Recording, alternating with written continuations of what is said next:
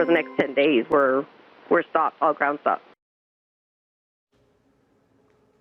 All right, that was audio of air traffic control at El Paso's International Airport finding out about a full stop on all flights in and out of its airspace. And overnight, the Federal Aviation Administration actually halted all flights in and out of El Paso's main airport. But now we're getting word that the FAA has actually lifted that full stop. So for more, let's send things over to KXAN's Barrett Tryon. What's the latest, Barrett?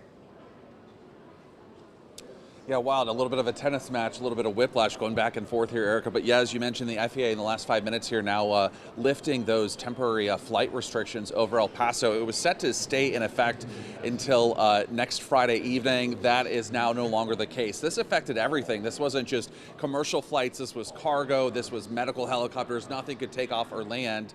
The FAA not saying why they put that restriction in place in the first hand, but now it has been lifted. So there are flights that were scheduled earlier this morning to come in from El Paso here to Austin. Those flights obviously delayed, but they're now coming in. There's a flight this afternoon that's headed to El Paso that seemingly is now unaffected. Now, we do know the major airlines did reach out to customers who are affected, kind of letting them know what to do.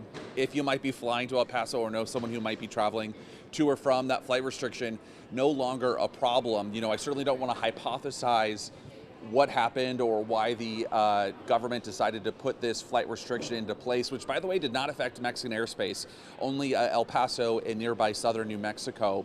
But obviously, whatever it was, a threat of some kind or a worry was enough to put this flight restriction in place. Now, these temporary flight restrictions are not unusual. They happen a lot when dignitaries travel, like the president, vice president, hurricane hunters might be checking out things. But as far as a 10-day long restriction in place, that's something we have not seen since 9/11. So obviously this wrapped up in just about 8 hours, but still a lot of confusion because we haven't heard from the FAA, only for them saying that it's now been lifted. We do know that they also said there was no threat to El Paso. They did also mention that in that post on social media. So again, a lot more questions than answers this morning. Things are moving here just fine, though, at the airport. But if you are scheduled to travel to El Paso, not a bad idea, Erica, to check in with your airline. Yeah, definitely. Well, Barrett, I know you're a big aviation guy, so you are the guy for this job this morning. We appreciate your update and sifting through this very fluid situation.